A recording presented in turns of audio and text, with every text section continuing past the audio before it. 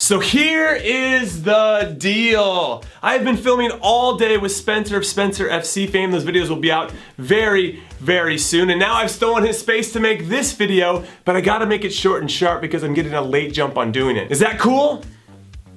Cool. Cool! Me. Because I got 3 out of my 9 predictions right. I absolutely smashed it. Great stuff, Jimmy. Nobody can touch you. I know. I knew Chelsea's players would not allow Jose Mourinho to come back and win at Stamford Bridge, and they proved me right in a very big way. Also, Jose Mourinho has lost 13 out of his last 27 league games. Those are David Moyes type numbers. Hashtag Moyes in. And then I got 2 out of my 4 MLS predictions correct as Sporting Kansas City beat San Jose and the former clubs of Jimmy Conrad Darby, and Vancouver slapped Portland around. They gave them the old what, to not allow the reigning MLS champions to even make the playoffs. But I should have known the 2 opposite of informed teams in MLS, Real Salt Lake and the Philadelphia Union, would have shit the bed this week, which they did, and they still luckily found themselves in the playoffs. So we'll see if they can take a few showers and scrub off that stink and start fresh in the postseason. And now let's talk about my other misses, I guess. I missed AC Milan and their Wonder Boys, 18-year-old Manuel Locatelli scoring a wonder strike, and 17-year-old goalkeeper Gianluigi Donnarumma making wonder saves to help Milan beat the overly confident Juventus 1-0. And I miss PSG Marseille because who knew they were gonna draw 0-0 for the first time in like 25 years, or that Edinson Cavani was gonna miss a sitter from 4 yards out. I mean, I guess we could have predicted that. Or that Marseille was gonna become the first team in Ligue 1 the last 10 years to not register a shot on goal in a game. I mean, how can you account for that? How? And I miss Sevilla Atletico Madrid because Sevilla made the big play that mattered for them to get all 3 points, which dropped Atleti from 1st to 5th. That's how tight it is in La Liga, which also means one thing and one thing only: Inyo in. And finally, I missed Feyenoord Ajax, which I shouldn't have because I should have known that Dirk Kuyt was gonna score a header in the last 5 minutes to tie the game, because that's what Dirk Kuyt does. Not cool. Me. Last week in my special Q&A for my 50,000 subscribers videos, thank you all again for your wonderful support, I got asked who were the 5 best managers in the Premier League, and I said this: Pep Guardiola at City, Ronald Koeman at Everton, Arsene Wenger at Arsenal, Mauricio Pochettino at Tottenham, and Eddie Howe at Bournemouth. And I just want to clarify that it was at that exact moment and in the league only. This week I would have Klopp and Wenger, Pochettino. I'd still put Guardiola in there, and I'd probably put Howe as well. And then next week it would probably be something different because this league is so unpredictable. Cool! Liverpool. They are on top of the league with 2 other teams, Man City and Arsenal, who couldn't beat weaker opponents at home this weekend, SMH. Coutinho was a man amongst boys against West Brom, even though he kind of looks like he's 15 years old himself.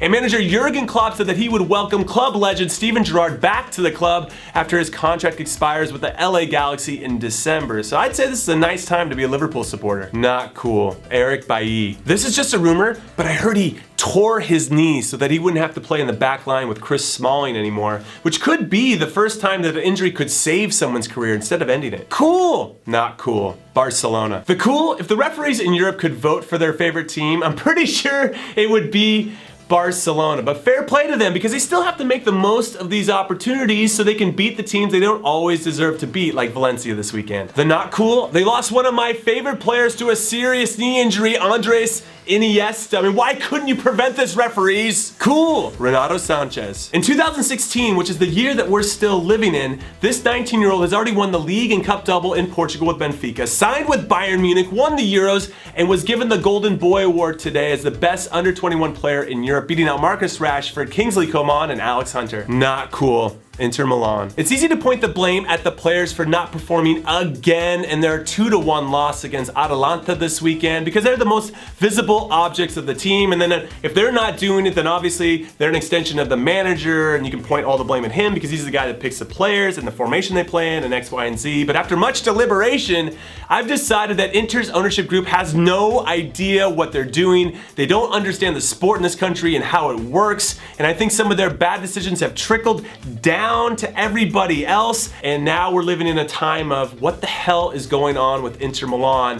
And if you're an Inter supporter, That is a tough time indeed. So I wish you guys the very best. Cool, me again. Because my new show has made its debut on FIFA 17. It's called Fancy Footwork, and I named 5 players that should or shouldn't be on the Ultimate Team of the Week, and it's on the FIFA 17 main menu. So you should go watch it right now. Just hit pause, go watch it, and then come back and finish the rest. Not cool. Arsenal. Because the voters of the Ballon d'Or don't like the players on your club. Also, they don't like David De Gea or Harry Kane, who had good club seasons tarnished by their tame performances in the Euros, which allowed Hugo Lloris and Jamie Vardy to sneak over them, and that must hurt. Cool! Nikola Kalinic. The Croatian international scored 3 goals and had an assist in Fiorentina's 5-3 win on the road versus Cagliari, which helped his club win their first game in Serie A in a month and move up to 10th in the table. Not cool. Newcastle. Because my favorite club is too good for the championship, baby. In fact, they should just switch us with Sunderland right now. Cool. The 3 undefeated teams in the Bundesliga. Bayern Munich did as Bayern do and took apart Borussia Mönchengladbach like they weren't even there 2-0. The hated RB Leipzig continued their dominance of every team in every league in Germany after dismantling Werder Bremen 3-1. And Hoffenheim made the most of an early red card to striker Kevin Volland in a big win on the road 3-0 over Bayer Leverkusen. Also, hat tip to Hertha Berlin, who might not be undefeated but took care of the very hot FC Köln 2-1 at home to sit comfortably in 3rd. Not cool. PAOK.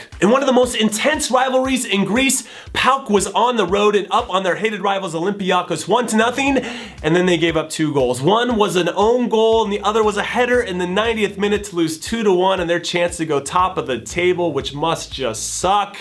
And now they're in 4th place. Cool. Christian Sundbike. The Norwegian club just got promoted to the 1st division for the first time in their history. So congrats to them on that. And a big thank you to Warren Barrow, Elliot Andreas for the scoop. Not cool. Melbourne City. After starting off the A-League season with 2 straight wins, the sister club of Manchester City gave up a hat trick to Perth Glory's Andy Keogh to lose 3-2, which makes me wonder if John Stones plays for both clubs. Cool. Andre Silva. The 20-year-old FC Porto striker scored 2 more goals this weekend after scoring the game winner against Club Brugge midweek in the Champions League, which puts him on top of the scoring charts in Portugal and helps his club remain in 2nd place, only 3 points behind league leaders Benfica. Not cool. Pumas. With a potential playoff berth on the line, they were at home against a Tigres team that had only scored 16 goals in 13 games, and then they got a red card early. They lost 3-1, and now they're in 9th position, 1 spot out of the playoffs, and I think the only thing you can say here is, no mames way. Cool. Alassane Plea. In the absence of the injured Mario Balotelli, Plea scored a hat-trick in Nice's 4-2 win on the road versus Metz, which gives him 6